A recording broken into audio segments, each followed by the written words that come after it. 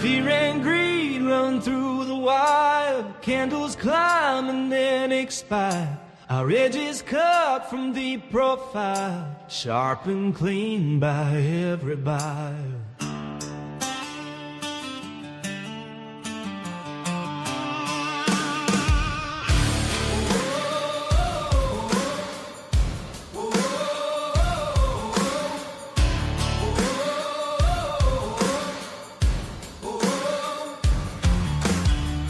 Conquers the markets, he turns water into wine. His timing flows where chaos turns divine. Cut sharp enough to time the sign. Yeah, this man's no common trader. He commands the market's numbers. We call him Chef Bailey. The market bends beneath his flame. Fear and greed run through the wire. Candles climb and then expire. Our edges cut from the profile, sharp and clean by every buyer.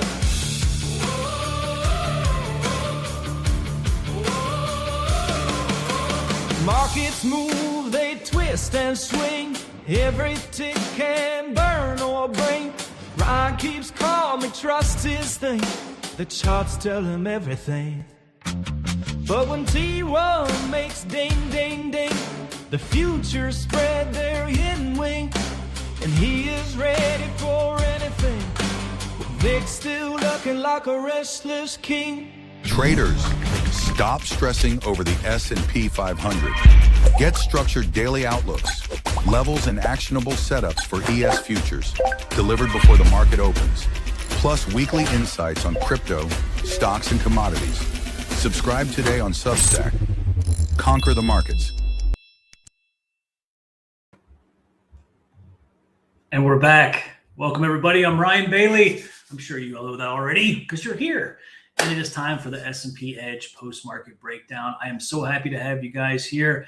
Hopefully everybody took my advice today and went and touched some grass. This is one of the few days that we get an opportunity to trade half a day and then, kind of go play while Jerome makes a mess of the market. However, he actually did exactly what we've been talking about for quite some time. So we're going to get into that. We're going to get into the levels. And again, there was a half day. So we're going to kind of mix it up a little bit. We're also going to talk about some stock here shortly. So before we do that, obviously, if you have not followed me already, please follow me on YouTube, Twitter, Substack, and also TradingView. It is all under Ryan Bailey Edge. This is my handle. It is the same across all socials. Wherever you go, you can find me.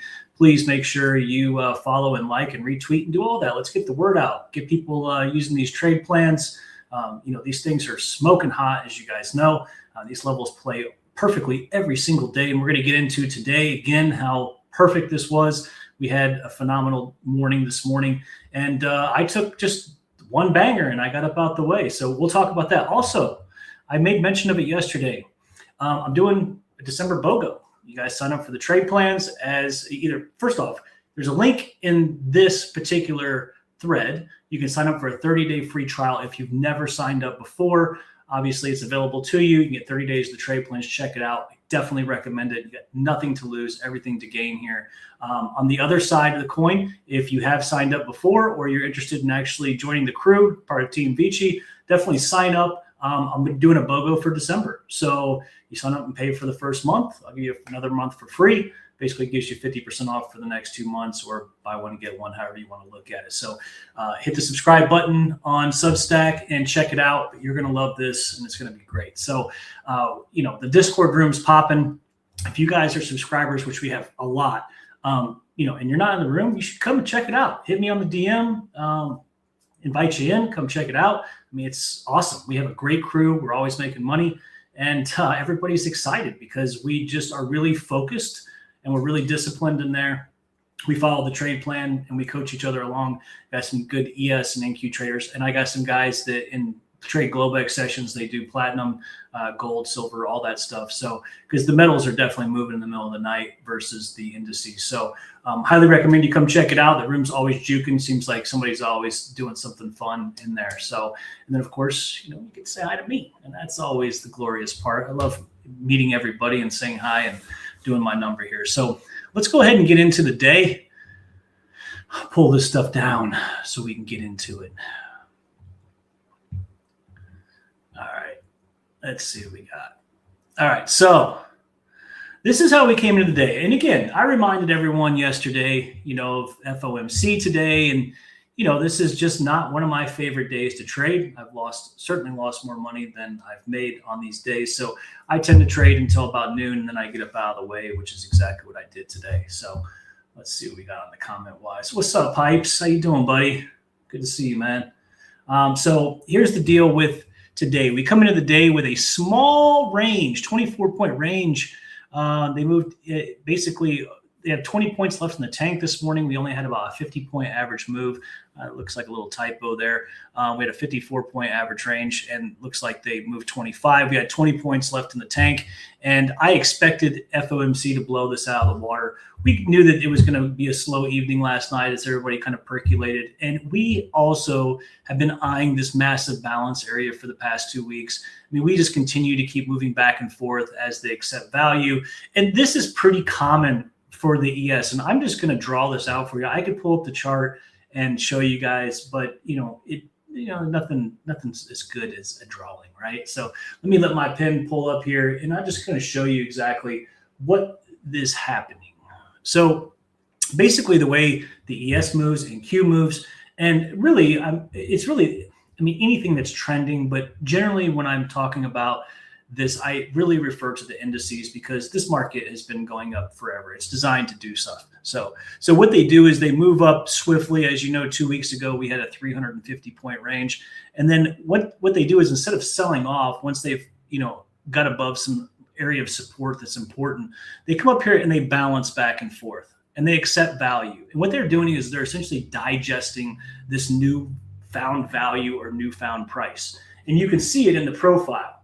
And I'm just going to pull this over and show you. Okay, so, as you can see, this was our big move up, and then they digest sideways, right? And back and forth. And so the same thing happened again, obviously, because that's what we're doing now. And so that was 1 week, and then we pop a new high, and then they start to digest value again. And then once we know they're really accepting this price, then we can make a good judgment call on what they're going to do. So, this was, in the current market context, I've been talking about how support was very thin for a long time. And we had last week, it was very volatile and it had low relative volume, and we wiped a lot of support. So I just kept reminding everybody, hey, listen, we need to really be cognizant of sweeps. They like to sweep liquidity and grab liquidity and go. And that is exactly what they did this morning. They actually swept the low from Monday pre-market. They grabbed some liquidity, and then they moved all the way back up into the value area. So, they kept getting really close to one of our spots here that we'll get into really soon. So I just wanted to point this out there by hey, listen, they're continuing to sweep, which is a big deal. Okay. So the final thought today, which is exactly what I did, because like I tell you this, if I'm telling you this is what I'm doing, after 2 o'clock, I went outside and touched some grass, took my dog to Lowe's, did some shopping, all that good stuff. And so that is what happened today for me. So let's go ahead and get into the trade. So the very first trade, I actually posted this and it played twice, which was sick, right? So I'm going to go ahead and just pull this over. So in this right here was something I added later. So this was our very first level in the trade plan. We had a fragile 1 hour because I'm not a huge fan of 1 hours. You guys know I like daily and 4 hour levels. So the 1 hour is not my jam, but I certainly will respect it, right? But what I did like about this level is we had the previous weekly value area high at 68.31. And for those of you guys know, I'm a huge TPO guy. I'm all about value, and the value area high and low for the previous days, and especially for the weeks, are rock solid, guys. And I'll just show you again, bring this over. Look how many times this has played this value area low and continued to hold. This just gives you a good example of exactly what we're looking at now. The previous week's value area high is at 70. That's going to come into play later on as we get later on into this little spiel, okay? So as you can see, the very first level here was we had the weekly value area low at 31. So the actionable setup was a push into 68.32, regain the overnight low and the swing low at 68.36 for a potential move higher. So we had our overnight low at 34.25, and we had this swing low at 36. And I'll pull over the 4 hours shortly and show you where that was coming from. And as you can see, they pulled back in the morning session. We actually opened right here. They pulled back. They swept the overnight low. They actually got into our 32.75, played this previous weekly value area low perfectly, and they launched. And so, of course, me sticking to the trade plan as usual, the first thing I did was get long at the overnight low and then added in again to 36. So everybody in the room took this. You'll soon see this. And so, one of the things I posted right away was like, to be honest, like 947, this could have been the low for real, for real. And guess what? It was the low for real, for real. Okay. And they tend to do that. Like they'll go and grab liquidity and then she's off, right? She's off and running. So, and you'll see right here, I was debating on targets around 50.53, which just happened to be the high. This was the yesterday's value area low. We also had a few other things up here, which is the previous weekly point of control. And that is actually where I took my trade off. But I did tell everybody, like, these daily 4-hour sweeps are so powerful. I hate to sell myself short, I'll decide when we get there. And at the time, it was a perfect exit. Obviously, we had another trade, which I'll show you soon. But speaking of the daily sweep here, I'll just show you where this is coming from. You can even see my indicator fired. We swept the previous low here. This was a big sweep for us. My indicator fired on the daily, and I'll show you this on the 4-hour as well. You can see this is the swing low from 36. So the purple arrows were because we swept the daily, and the green was when we swept this 4-hour here. So as soon as we started getting above this, I'm like, this thing might just flat out boogie. And it did. I mean, look at where we're at now. So an insane day. Unfortunately, I wasn't around to participate in the afternoon, but that's okay. So a lot of guys in the room were, and we called out the low, which was good. Piper wants to know, did the 80% rule play out? I don't think so today because we did not open outside of the previous day's value. So we actually maybe we did actually. Honestly, Piper, I don't know. I wasn't paying attention today. But it does look like, hang on, let me look. Let's just pull it out and look. Let's look, dude. Since you want to know, let's look. All right, yes, it did. Look, we opened it underneath yesterday's value. They got back in here. They spent 2 or more periods right here at 52. And then this was our target here at 67. So yes, it did. The 80% rule actually played out. And the indicator that you're looking at here is an indicator that I have looked for sweeps. This is essentially, like something that is called a failed breakdown or a liquidity sweep, whatever you want to call it. Few people actually trade this whole ordeal, and it's pretty sweet. So that's what's up. So that is where the 36 came from. Now, let's go ahead and get back to the plan. Sorry, I got caught up with Piper. He tends to do that to me every now and then. So here we go. Let me get this out of the way. Get that daily. Now you know where that daily sweep came from. So here you go again. Now, this was the crazy part, right? So this was the initial test right here.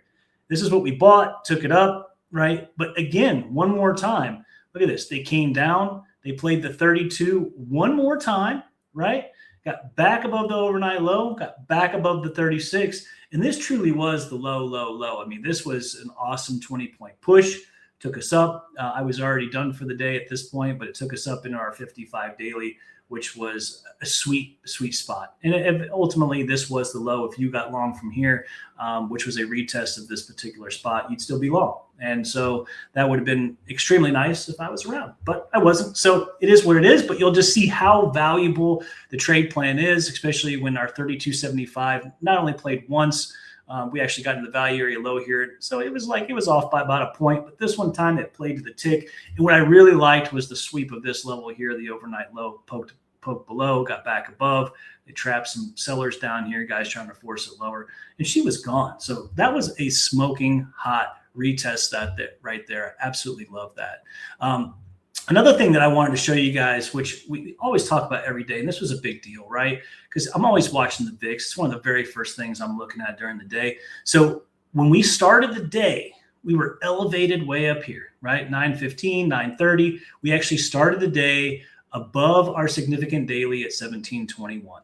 Okay. Now this got a fantastic reaction yesterday. So being above it, we actually tested it. I'm like, what's going to happen? Are we going to get more down? I'm not really sure. Well, as soon as we started the sweep, we pushed below the 1721, and we knew just from yesterday and ultimately the plan, and we've talked about this level. I mean, these are the same levels, guys. They just keep regurgitating over and over again. They play over and over again. We got below the 1721 and boom, it was over. And obviously, Powell crushed vol when he came through and lowered the rates, which is what everybody expected. And that is that. And you are right, Piper. As soon as this thing got down here, we just absolutely launched here. So let me see what we got here. I actually had a special guest who was supposed to pop in today, Doc Trader. I see he's in the stream right now. And he looks like he's messaging me. So I'm going to go ahead and finish my spiel. Doc, I know that you can hear me. And so we will see what's up here shortly. So see what you got to say. Let's see here. What just happened here? All right. One of the other things I wanted to show you guys here, and this was pretty interesting. We talked about how we had this small range here and that FOMC was going to blow it out. As you can see, we actually did 77 points on the day here. So here we go. Let's see what we got. So here was the profiles on the day. So this was super interesting. So as you can see, we bounced back and forth, right? And we're still targeting this massive bullish imbalance up at 69.36. Doc, you still want to come on? We can figure something out. So anyways, we're still targeting this massive bullish imbalance at 69.36. Yep, 10 minutes works. That works. And I want you guys to be aware that there is a very low large volume node here at 69.21. And so we do need to watch this area when we start to approach this. However, we have been talking about all-time highs for quite some time. I have been fixated on this was going to happen. We talked about this 2 weeks ago when SPX gained on the weekly time frame. And so, we were already anticipating new all-time highs 2 weeks ago. Now, we didn't know exactly how it was going to happen, which we never do, but the process gives us the thesis, and the thesis was you gain support, so now it's time to move higher. And I'll show you exactly what I mean by that, because I think it's important for you guys to understand who haven't been in this context before. So I will just show you exactly what's cooking here. So we actually got a weekly close above our SPX weekly at 68.45. And then we got another one again the following week. And so I am fairly certain we're going to see new all-time highs above the 69.20 area. I think it's just a matter of time. I just do not see another sell coming in at this point. So, we could talk about SPX levels. We got some things to look at for tomorrow. Obviously, there's a lot of support here to buy big high time frame stuff, but we'll leave that for tomorrow as usual. So, again, like I said, I took an early day today. I took that one trade and got the heck out of Dodge. But some of the guys in the room really did nice. And guys, if you are not in the room, if you are getting these trade plans and you're not in the room, hit me up. Dude, we're making money in here every single day. This guy is a freaking monster, right? This guy is just an absolute beast. He takes everything I say and he just goes all in. God bless him. I love him for that. He is just an absolute beast. So another nice day, another great day in ES land. And so, now we got to look for tomorrow, like what's going to happen tomorrow. So the trade plan will obviously come through for that. One of the things I wanted to talk about that was really depressing today, guys, really sad. I was super bummed was orcl. No orcl.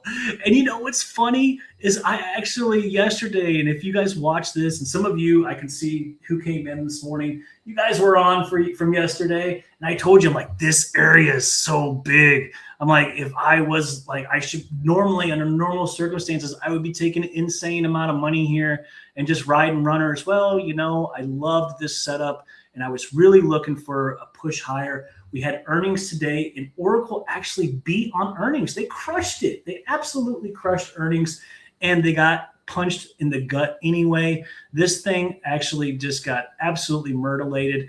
I got out of my position as soon as I saw it. I looked and I checked and I'm like, what is happening, right? They beat earnings, and I didn't even check to see, what the deal was. All I knew is that you couldn't gain this. And this was a monster monthly. This was my big support to the high. They could potentially make another new low. So I'm like, all right. So I did not get to keep all my profit. I actually got out at 2010 on the way down. As you can see, this thing is just kind of caving in here, unfortunately, which is really, really depressing. I was all excited about it. I was loaded to the gills on this one. And so that was a little bummer. But hey, listen, you can't win them all. And, we took a gamble, and it was what it was. So as you guys know, and a lot of you guys who were in this, we got in this from 185 and 200. This moved up $25, $35. I mean, this was a monster move. I guess for me, I was in this, long-term for the swing side of things. And so when I look at this now, I mean, where can this go? Well, I don't know what's going to happen to this. We have another untested daily at 194, but this was such a big spot that I would be scared to jump back in this right now. I need to wait and kind of let the dust settle. And in all actuality, they could do one of two things. They could come down here and sweep and play this area and then reclaim the 184, or we could come all the way down to 139, which would be tragic for them because they are making money. But the issue with Oracle is they have all their eggs in one basket. They have everything invested in ChatGPT in the data centers. And unfortunately, ChatGPT is losing the race right now, the AI race. Gemini is putting the smack on them. And for good reason. The Gemini 3 is dope. I don't know if you guys have used it, but I use it all the time. I use it to help me create the format for the trade plans in the morning. And it is super duper good. And so, I've dropped ChatGPT. I used it for years. And now Gemini is just crushing it. And I also really like Opus too. What is that? Not Opus. Yeah, Opus. Claude. Claude's amazing. So good stuff. Let me just go ahead and get Doc Trader this link here. He's going to be coming in. So guys, I just wanted to let you know what we're doing. This was something special. Apparently he's a little late, but that's okay. We're going to run a little over on time today. Him and I did a joint piece together on the Substack. I'll pull it up and you guys check it out yourself. We did a joint piece. So I'm all futures and he is all SPX and options. Even though I use SPX to my advantage and use it to understand the context because it is the actual real indice, he is an options guy. He's trading the flies, he's trading the spreads, the whole nine, where I'm just a purely directional trader. If I see a leg in that I like, I just kind of load up on it. So it's going to be interesting to get his take. He is always watching the options flow. We both were certainly leaning towards the upside, but I'll be really interested to hear what he had to say about today's move and really just his context for the week because, we had an interesting day yesterday. Yesterday, we actually smacked from a very significant daily, which we had the high tick short, as you guys know, from the trade plan. And this took us down quite a bit. I mean, it took us down over 50 points until we swept the new low. And as you can see here on SPX, we did it this morning on SPX too. We actually swept yesterday's low or 2 days ago's low, and then we were able to pop back up. So, these sweep plays are so powerful. These are like liquidity grabs, and they really make your risk to reward super nice. Now, I will say this. It was definitely a little bit more difficult with that retest to hold on. As you can see, this was the sweep. This was the retest, even in SPX. I mean, you really had to have some conviction there. And so, or be able to get back in. But with FOMC, I've had better I've had better opportunities. So just kind of let that one go. And, tomorrow will be an interesting day. So until he chimes in here shortly, I sent him the link. So I'm assuming he'll pop in here in a little bit, but let's go ahead and just talk about tomorrow. I wasn't going to, but we've talked about the trade plan. It was very slim today because of FOMC. We got the best trade of the day. And that was that. So let's go ahead and talk about SPX. So SPX once again has gained on the daily. This was another big close on Friday. We closed above the leg down. And what's interesting is ES still hasn't done this. We actually closed at the same price point as the leg down on ES, which I'm looking like, is this thing ever going to truly gain the leg down? It hasn't yet. But here we are again with another big area of support. And look at the 910. The 910 is tested, and then we make all-time highs. I mean, we are let's look and see. I mean, we're super close to all-time highs here. we're a half a point away from all-time highs again, right? So Jerome cut rates. I don't know what he said. I didn't even listen to it today. I don't know when they're going to continue to move forward with this as far as rate cuts next year. I will have more information on that tomorrow. What's up, Doc? I will chime you in here in 2 seconds here. So right now, just looking at SPX, I have some support lower, obviously, but this right here is our main pivot right here, the 1870. 6870 and 6876. This is actually, we have the same spot on ES, and I'll be looking to buy this tomorrow as well. I love this top down from the leg down. I also like this other leg down, and this just coincides perfectly. And we have another nice setup on ES in the same spot. So without further ado, let me bring Doc in because he is the man with the plan when it comes to SPX. And let me get you in here. Doc, how are you, buddy? I'm good. How are you? Glad we finally got a chance to do this. Yeah, I know. It's a pleasure. It's a pleasure. We've been back and forth. You know, I've been so busy. Yeah. And just trying to get everything lined up. But we did that article this weekend. Yes. And that was fun. That was fun. I like that. We should do that a couple times a month. That was great. So I was telling everybody that you basically are all SPX and all options. You do flies and all kinds of straddles and all kinds of stuff. Right. And I basically am a directional futures trader that relies on technical analysis. So It's interesting because we both use and look at SPX, but we trade it in completely different ways. So, let's talk about, how did you see the day going or the week going? I've been calling for all-time highs for a while. You have too, but you see it in a completely different aspect than I do. Okay. So let's see. How do I start this? Okay. So I'm looking at market maker positioning, or you can look at it, think of it from the other side of the table, customer positioning, where the big options positions are. Can you hear me? Yeah. I was saying thank you, Mark. He said he loves us. Where the big options positions are, and where we know that we're going to get a reaction if we get there. It's always conditional, path dependent. If we go here, I expect that. If we don't, I expect this. And later I'll show you I'll do a couple of screen shares of just some of the stuff I was just doing after the close. Yeah, please. Forward, I don't know if you want to look at what we had said in the Sunday article and compare, but I think by now it's like such ancient history. It was 2 days ago. Yeah. I mean, things have moved so much at this point, right? So right. I would love for people to know exactly what you're doing and how you're looking at it. You sent some really great screenshots into my Discord. I don't know if those are ones that related to our previous posts, but I did like the fact that some of the stuff, like you show how how your levels are marked, what the system that you use looks like, and how you can kind of get an idea of the dealer positioning. And I think it's really important to kind of show all that because, there are so many ways to skin a cat in this game. And you and I have completely different methodologies, but we get similar results, which is awesome.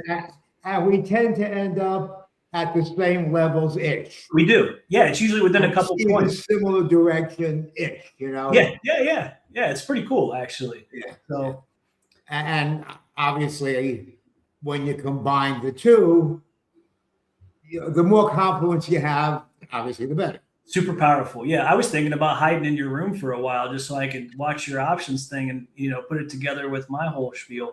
So let me see. Where am I going to go with this? Maybe I'll circle back around and look at the pictures I put in your Discord. We had an interesting setup 2 days in a row. And after I explain what I'm doing, maybe we'll circle back around to that. Yeah. I'll just highlight it for the folks.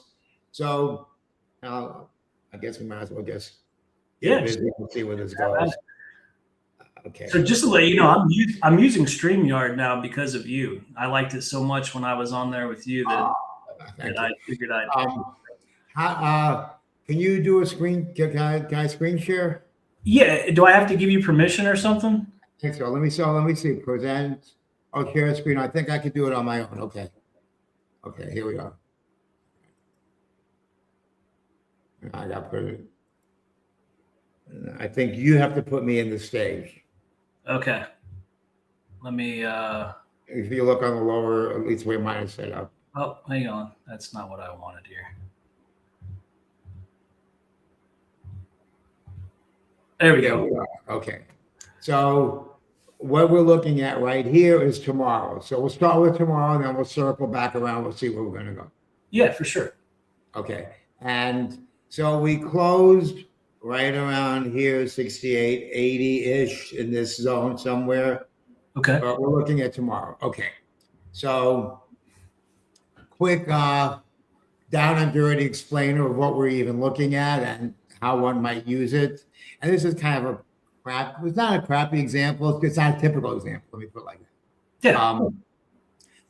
So the lines to the right of the midline are where market makers are long options, where customers are short. So long gamma, short gamma.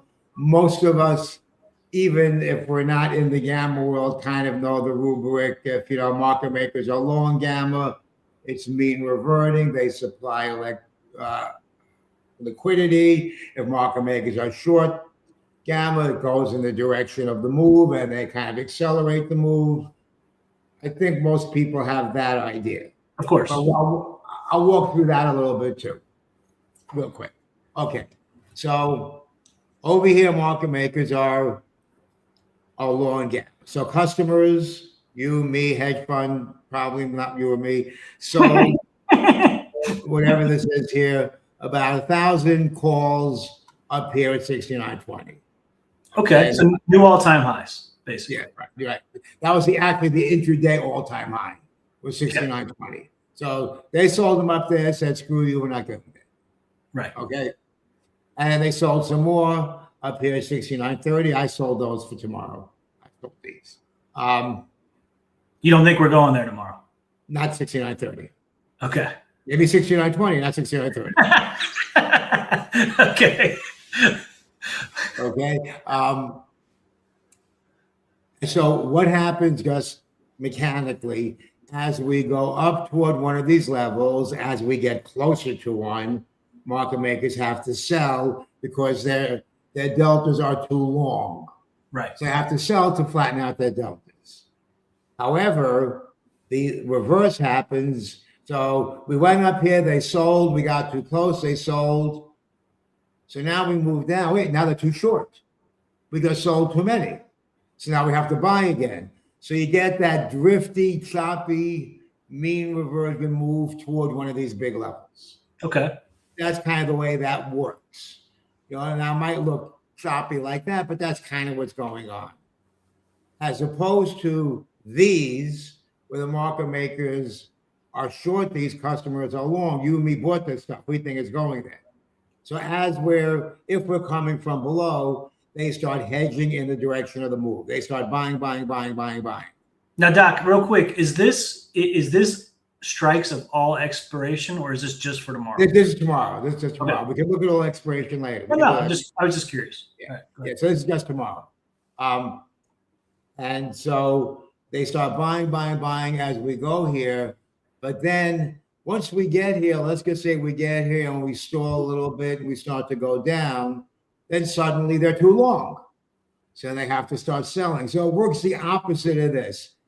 Here, as we head toward it, they start to sell, but as we move away, they have to buy back here. They buy into the move, and then when the move stalls, they sell. And so you get the kind of action would be, let's just say we're starting from here.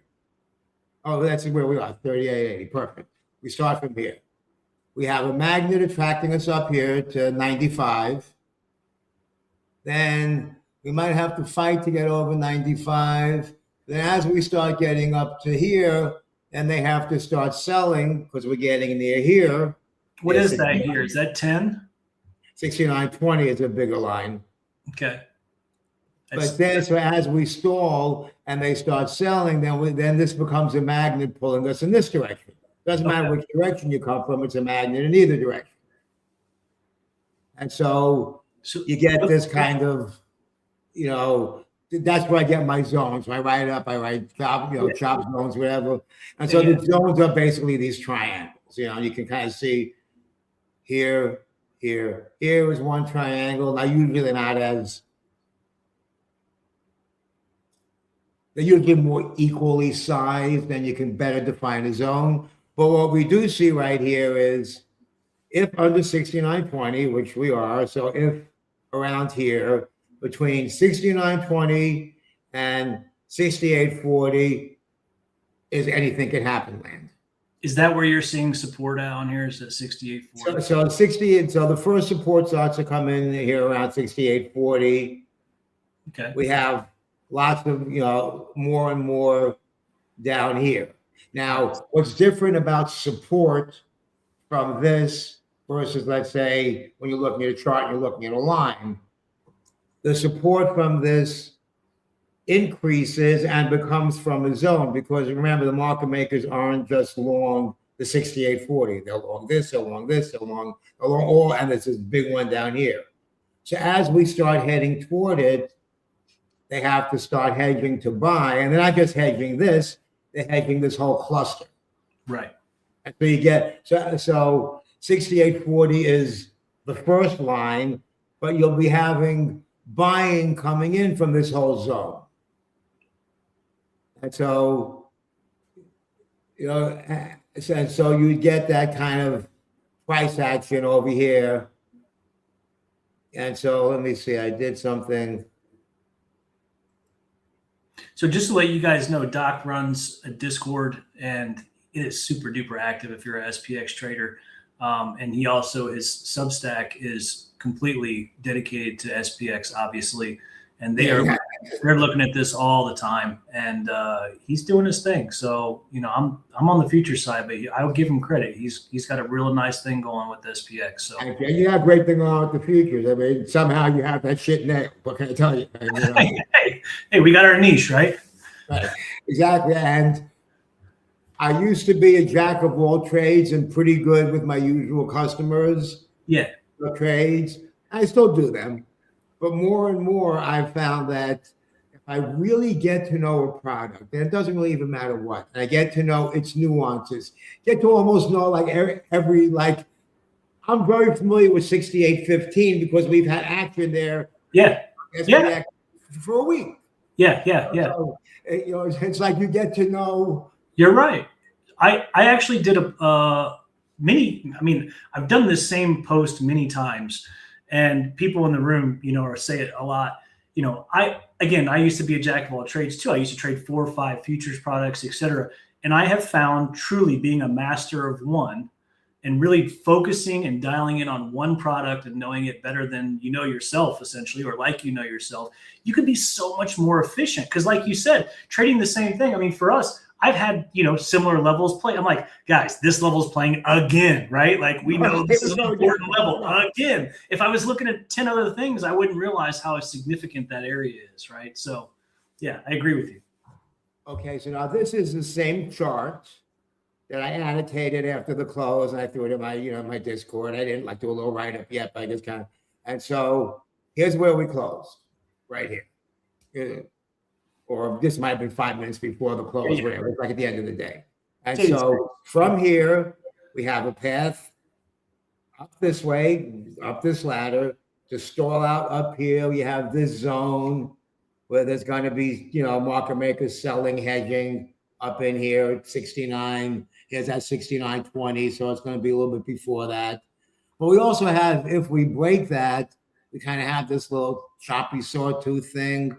Mm-hmm. So you have that up there. Down here, I made it like a big rectangle in that support area. But should we get down here, we have like a little small possibility of, if we break down in volatility and you have that. Right. A lot of times after a big move on FOMC day, you have like a total reversal. Yeah. It just happens. It hasn't happened that much lately, but historically, I think we all know that we see that. WTF. We were up 100 points yesterday. Now we're down 100 points today. What? And so here, if that would happen, right at our buddy 68.15 again. Okay. I'll buy there again. And then we have this zone down here. So that's broadly what's going on. So tomorrow, from my point of view, I don't have a lot of data of what's going on in between. Usually I do, other than to try to scalp long along these paths. What buy is a that? butterfly or whatever and do what I did. I sold my iron condors up here. I sold some down here, like right near the close. I forgot exactly where I could look. And yeah. What that you said there was a little support there. What area was it? I'm curious. This thing down here? No. Where the almost where the close is at, where the arrow is. You said you might do a little scalpy around in there. Where is that? Just up a little bit and to the left there. To the left, right there. Yep. What is that? This is potential magnet at 6,900. Okay. 6,900. 6,905 is actually the bigger one. Okay. So that's kind of the potential magnet. Kind of an easy path up there. We almost touched it today, I think, with give or take. We came real close. I think actually I think we did. I think we might have hit 88, 89. Yeah, it's right there. I'm looking at the chart, but it was actually 6,900.67. Yeah. Okay. Interesting. So we tickled it. Yeah. Okay. Now, a couple more points of view, and then we can maybe talk about the path forward a little bit. Yeah, whatever. Okay. So now this view, so that view that I showed you was everything. Was the one DTE tomorrow. This visualizes every option on the planet Earth in theory. Okay. Understanding that this is gamma, not delta, or position number. And for those of you that aren't quite in the weeds with gamma is strongest. The market maker hedging requirement or the option moves the most closer to expiration, and the closer we are to that price. Correct. And if you ever bought an option and it's expiring today and it goes from up 100% to down zero to zero or to zero or hero in the last 10 minutes of the day because it goes to a 1 delta or a 0 delta. At the end of the day, it's either in the money or out of the money. Correct. And so it's time and price dependent. And so a lot of what you're seeing here is just stuff that's here for tomorrow, but that has to be hedged out. It has more hedging impact because market makers have to stay neutral. So you see this red zone? Yes. That red area is where market makers are short gamma. Those lines that I showed you, those little lines to the left, here they are on the heat map in conjunction with the whole complex. And so you see down here, we have this big blue. This is where market makers are going to be buying. So you can see buying is going to start coming in here. Buying is going to start coming in at that 68.40, the green line. So would you say by looking at that right now that your big wall essentially is 67.80? 60 what? Yeah, 67. Yeah. That's your big wall, which happens to be the 20-day moving average-ish. Yeah, that makes sense to me. Yeah, okay. So that's kind of like the market saying, do what you want, we're not going there. Yeah.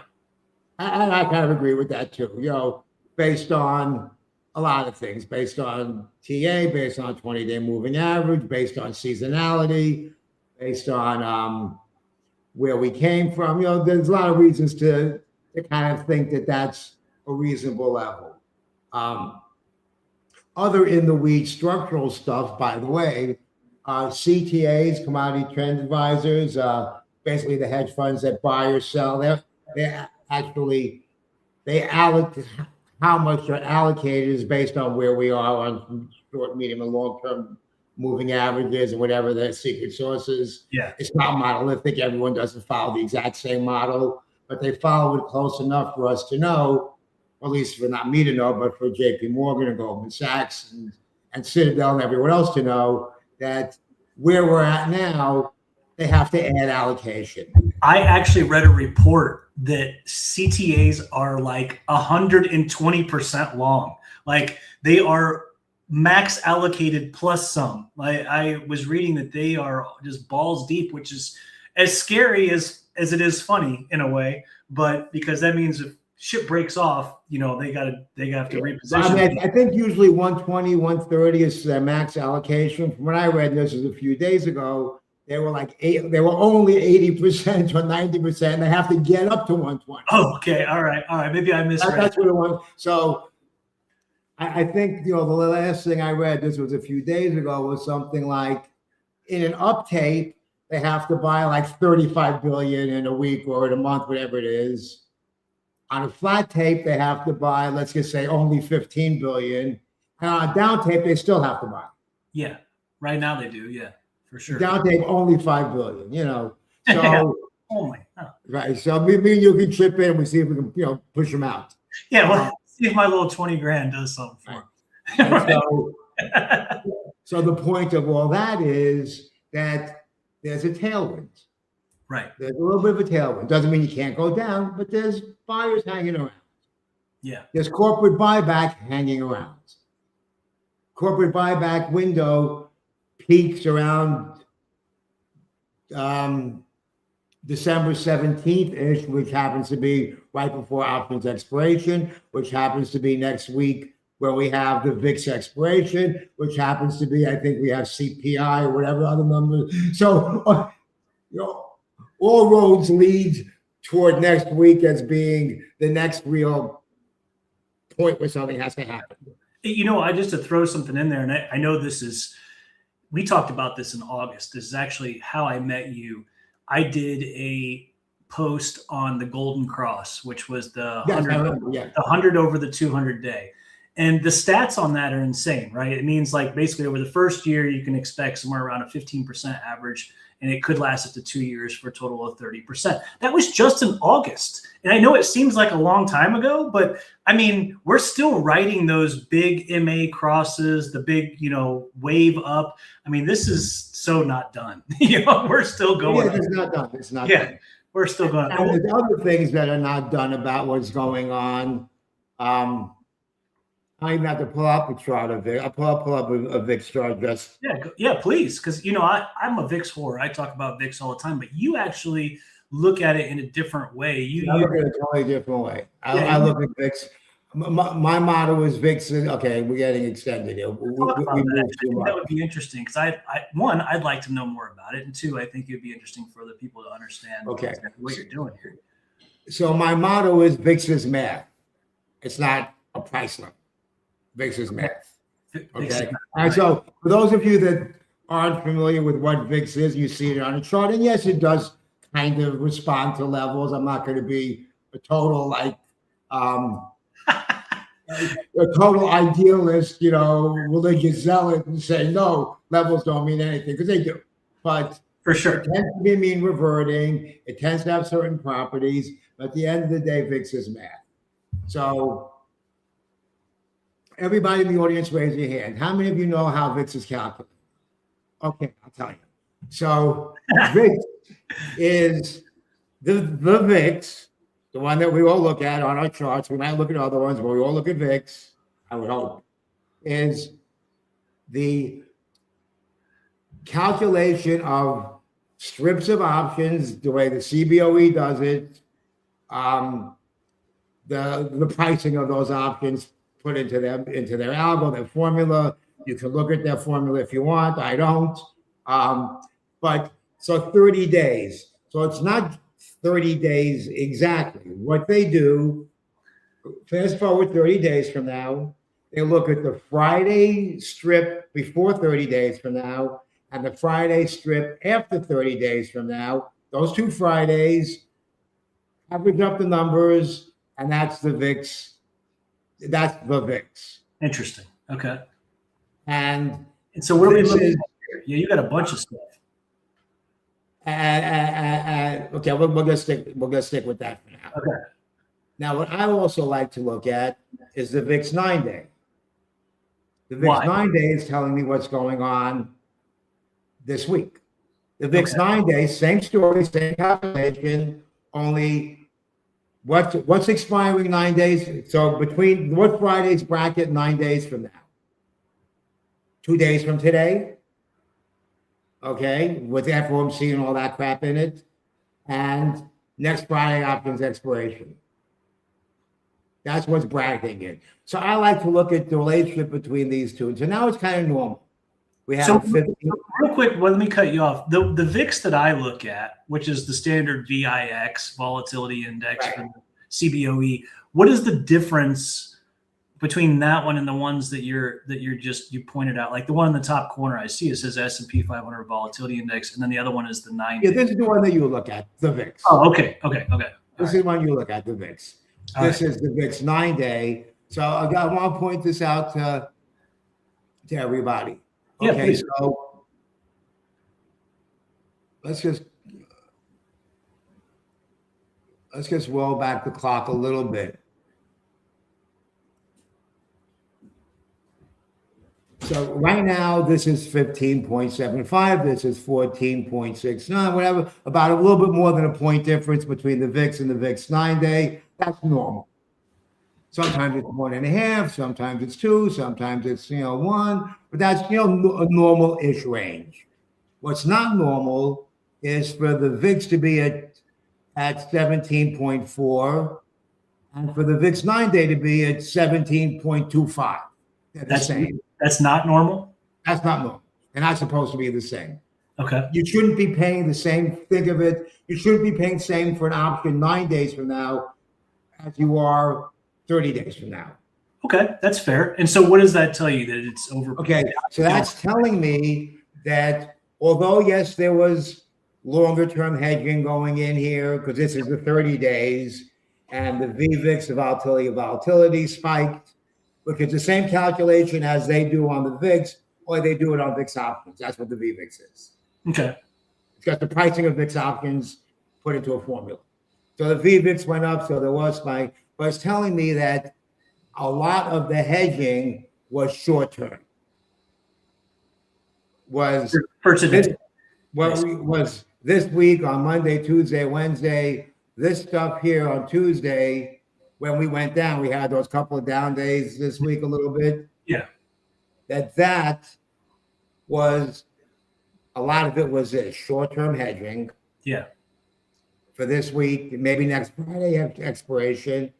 What that's also telling me is, should that volatility fail to realize, all those expensive options that people bought, that market makers sold, that they had to short futures against to stay delta neutral, now the premiums come out. Let's just pretend that we held SPX or ES constant, just the volatility going down alone, they would have to buy back. Okay. Add to that the price movement. So what that told me, there was a potential tailwind just waiting to happen. All we needed was a little excuse, a little drop in VIX, a little move up, and there's a potential headwind. That's why I haven't been selling no calls. I've been selling puts. I've been buying flies. I've been messing around with that. I might sell some calls real short term, at 10 o'clock and get out of them by 12 or 1. I'm not playing with these people. Like the 6930s. Huh? Like the 6930s. Yeah. Like I played with them a little bit. Okay. And I can go back. I can show you why. No, it's okay. It's okay. Because I saw that there. I didn't pick that number out of my butt. I picked it because I saw them there. I like the premium. I like the risk reward. I was able to sell a 5-wide iron condor for about a third the width of the spread. So I really can't lose that much comparatively. Right. And et cetera, et cetera. Now we're getting into a whole nother. No, it's okay. So based on what you see with this now, and again, I'm just going to throw this out there as me. You say the VIX is math, which is true. We also, if you want to go that route, we could say, well, the S&P 500 is 500 stocks put together, right? So why do the levels play? Why do levels play? It's math, right? So either way, what I'm saying is what does this tell you tomorrow or coming up based on what you can see looking at the VIX? I mean, obviously we both know we're going up, or at least we feel like we're going up. I don't say no, we don't know anything, but based on what we can see right now, it seems as if we're going to keep going up. But when you compare the 9 day with the regular one, does this tell you like, hey, the 9 days breaking down, we have a much bigger tailwind than originally Well, anticipated? it was telling us that early. It's kind of telling me that a lot of this tailwind's kind of been exhausted. Okay. Okay. So that was there today. might be a little bit of juice left in the tank, but a lot of it came up. So it's telling me that a lot of this move, or a big chunk of this move, was mechanical because of this. Yeah, I would rather have seen VIX at 16. I would rather have seen VIX somewhere over here, and the VIX 9-day still a little stressed. To think we have a good run for another few days. I mean, every time we get the VIX down in the $15 handle, it pops, which is, which ultimately, brings the indices down. And so we're starting to get back down in that spot again, as you know. Yeah, we're getting down to that spot again. And one of my other toys, I think, is it this one? Yeah, this one. This is the VIX ratio. So that's the VIX I showed you before, VIX ratio. Yeah. It matters, doesn't matter why, it just does. But what we see is when this ratio gets up here near 6, when we start getting up here, when we start getting this, now it gets, it can get more extreme in September highs, it got even that extreme. When we start getting up here, the whole VIX complex, which was crazy the other way in November when we had the rally, was down here. It was like, duh. Okay. All right. And now we're kind of pushed, standard oscillator stuff, Now we're kind of pushed over here. So VIX kind of needs to reset. Yeah. And it's not crazy to think that with whatever alphabet soup we have next week, CPI and NFP and all that other crap, that VIX should go back to 16, at least Sweet 16 party, maybe a little more, 16.5, that. And so that might be a little bit of, we might have a little trouble breaking out through all-time highs tomorrow.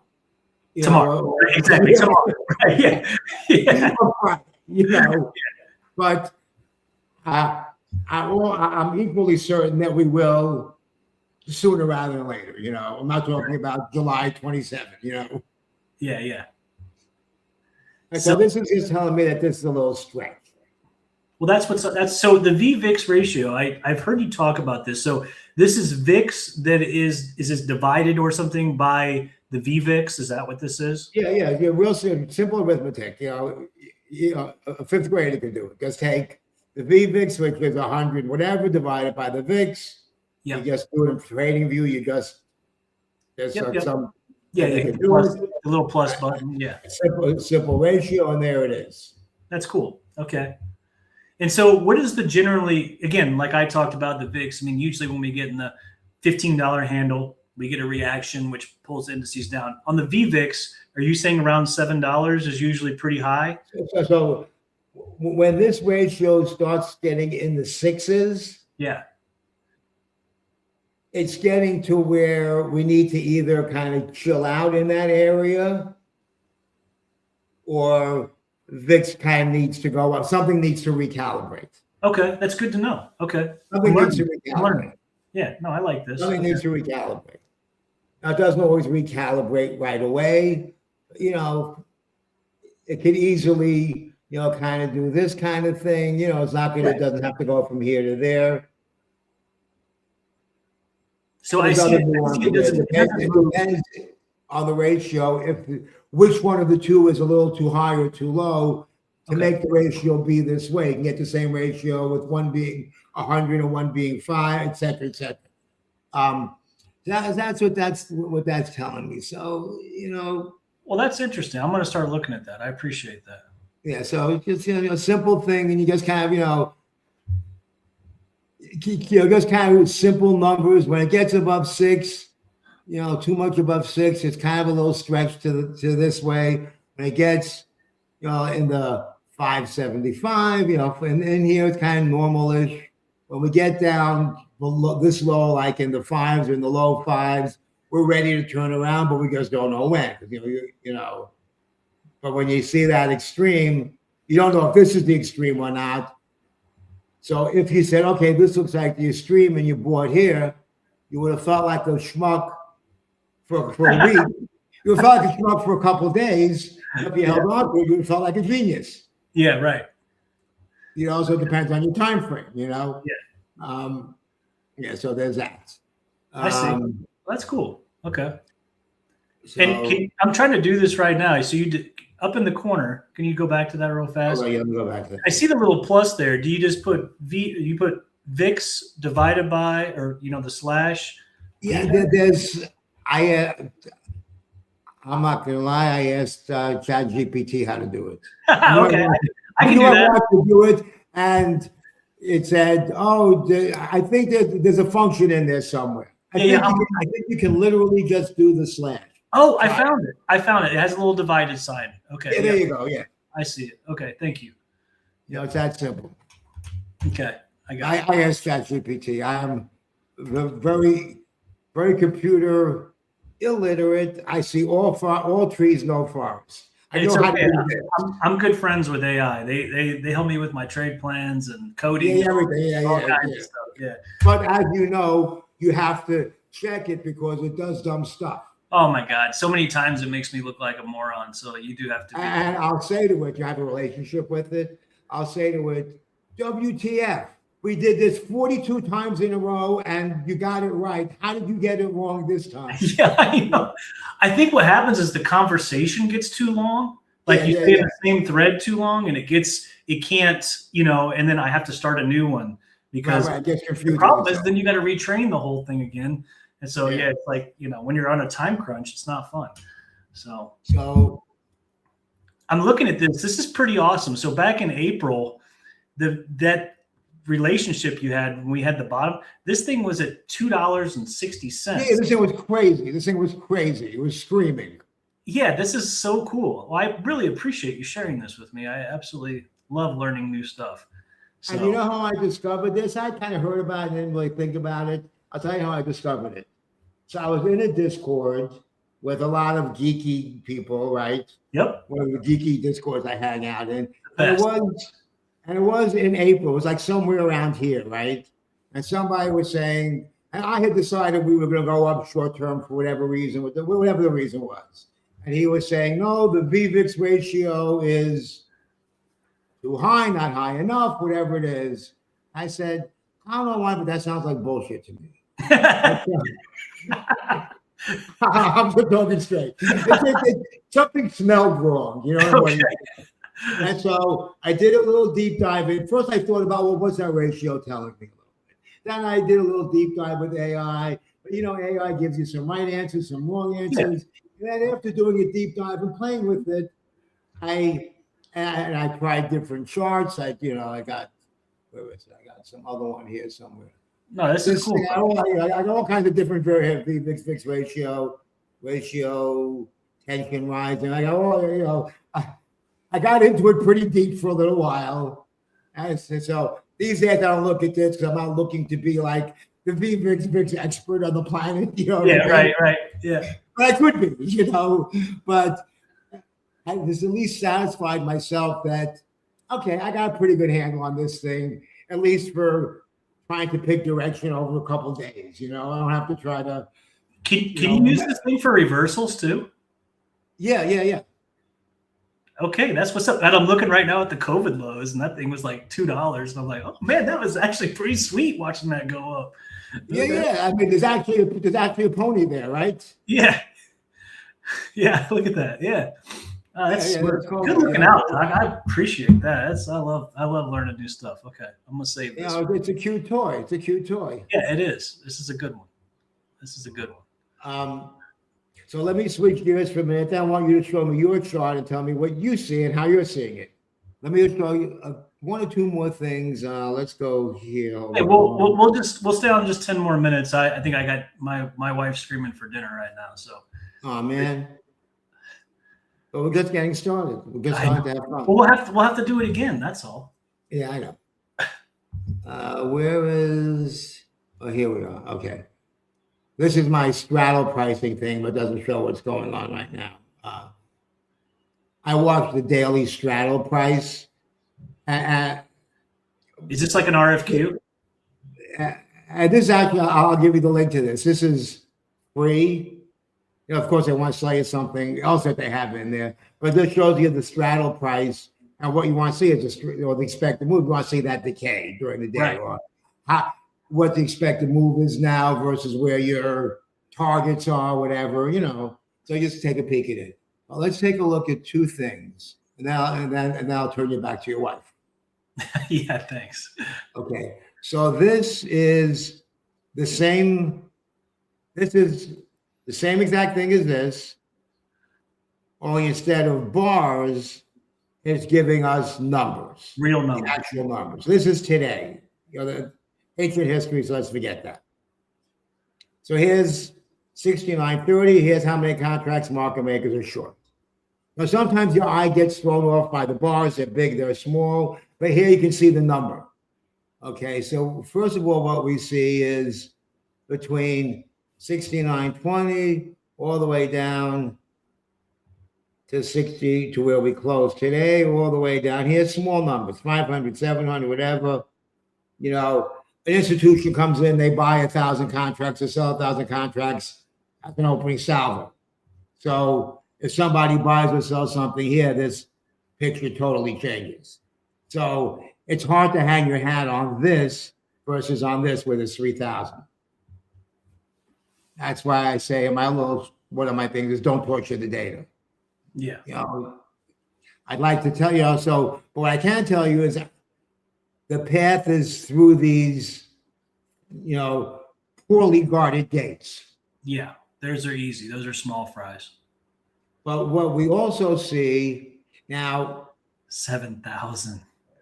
that's remember the I said that as we go up, market makers sell, but then as we go down, they have to buy again. Correct. So this call wall, now these are people that are selling 100 wide, usually one DTE for, you know, whatever it is, you know, 0.25% on their buying power, whatever it is, but they're giving their people 20, 25% a year doing this, you know, and once in a while, do they have to close? Yeah, they're pretty smart. They roll before they get into big trouble. They're pretty smart. I've been watching them. So this wall is kind of, see how it's kind of marching up. So yeah, it's a call wall, quote unquote, but it's going in the right direction. Does that say 7,000? We're talking about the JPM collar. Is that what that 20? Okay, so now we're going to get to the JPM column. Okay. What did they roll up? I thought they were 69.50 or something. You know, JPM collar is right here, 7,000. That's JPM doesn't touch their collar. They put it on, set it, and forget it. Give me 2% of your $250,000, $500,000 minimum buy-in, and 20% if we make money, and I'll give you. And for that privilege, I'll do it for you. I'm JPM. I don't touch it because I don't give a shit. You know, calling me for speaking plainly. Okay. And so now I'm not the only guy on the planet that knows this is here. And so you see all these, this is people bought. People bought 69.70. People bought whatever this is. A recommendation came out today. I forgot who, whichever, you know, options guru said a good way to take advantage of the possible up move. And they said that they also said that the hawkish cuts priced in. So the worst case scenario won't be bad. The only thing that could be good. It could be neutral or good because hawkish is already priced in. right. That's what they said. And they said 7,000. Everyone knows it's 7,000. So they said buy 69.80, 7,000 call debit spreads today. That's 12/31 end of the year. Yeah, to the end of the year. They said buy those. Now you don't have to hold them till then. Yeah, of course. You know, these things. These things would have probably been up 15, 20% today. You know. Well, when we first met, you basically introduced me to this JPM collar, or at least the mechanics around it, and you told me that essentially the high side of the collar acts as a magnet. Yeah, the high side acts as a magnet, right? Yeah, so the 69.50 or 7,000, whatever there is, I mean, the fact that that's there is a strong possibility that we are being drawn to that anyway. Right. Now, once in a while, we pop the collar, and then acts as support. So in June, for example, think it was in June. We were coming off. So in March, they sold the collar for June, and we hadn't fallen apart yet. And so we went way lower. And then in May, we were coming out of it. We were still below the collar. And then we kind of popped up in June, and we popped the collar from below, and then acted as support. Yeah, I remember you showed me it actually rejected from it, and then once it got it back above it, it was like right. And so this is, it's hard for us to imagine us not going there. Maybe we don't go to 7,000. Soon we go to 6980, whatever. We're going here. Right. We're going here. And the red bar shows you where people are buying along the path. What do you see along the path?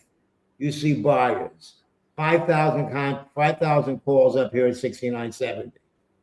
You see all these thousands of calls up here.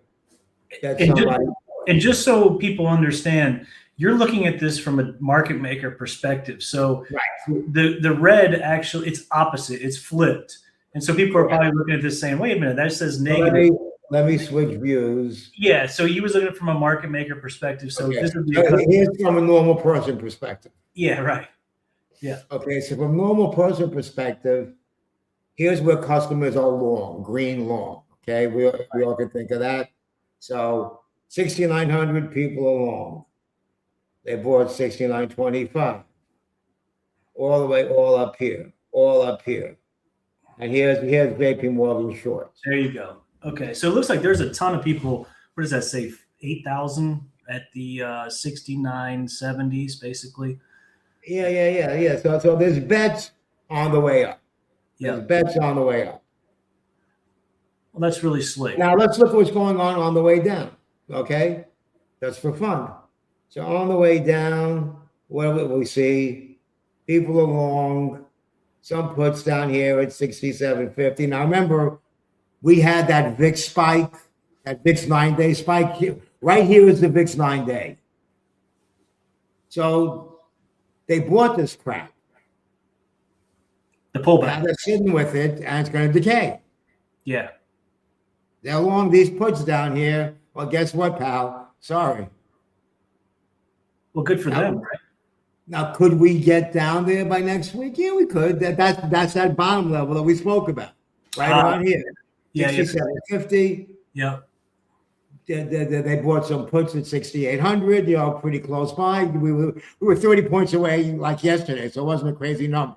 So 6,800. That looked like a lot there at 6,800. Yeah, there's a lot at 6,800. That's kind of been our drop deadline. Yeah. It's been, I don't know, 10 days. It's since the Thanksgiving, the Wednesday before Thanksgiving, when we broke out, when we had that little gap fill that the technical people were talking about. It's the same price for futures too, 6,800, 6,805. People are still waiting for that gap fill, and maybe it'll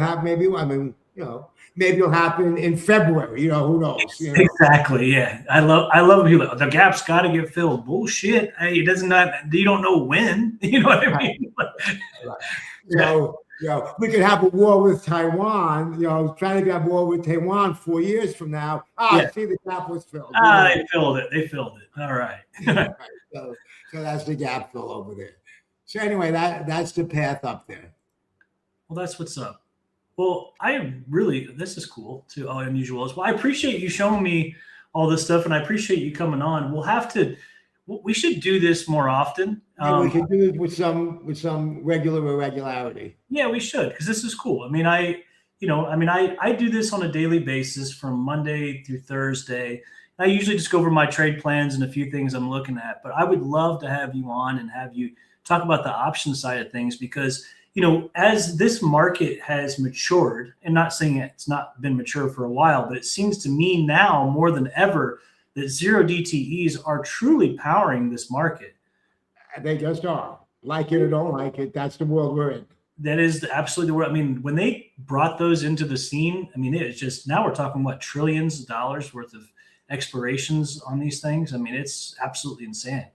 So I was already selling options then and trading options before they brought it in. I was partying like it was 19. Finally, now I can trade before I had to The Fridays would be where I would load up, and the Mondays and whatever. So here, last thing I'm going to show you. Now, please. This is position number of every contract on the planet Earth again. 7,000. So 7,000. So this is not gamma. This is just pure position number. So you see, it's open interest. Yeah, but not open interest because we don't. If it says open interest of whatever, let's guess I'm picking up a 10,000. Doesn't mean that the market makers have 10,000. You might be long 2,000. I might be short 3,000. Correct. So what we see in the open interest chain is an approximation. We don't know what's long, what's short. Mm-hmm. Open interest is what's open. Yeah. If yours are open and mine are open, the market may. If you sold 5,000, I bought 5,000. We're each sitting there with 5,000. Market maker's not sitting there with anything. Yeah, it means nothing. Right. So open interest is the beginning of your investigation, not the end. Right. And so this is what's open, what the market makers have in their hands. This is real. So here's our projected path, Now, one last thing. So I can talk about this the whole day. One last thing. So this is position number.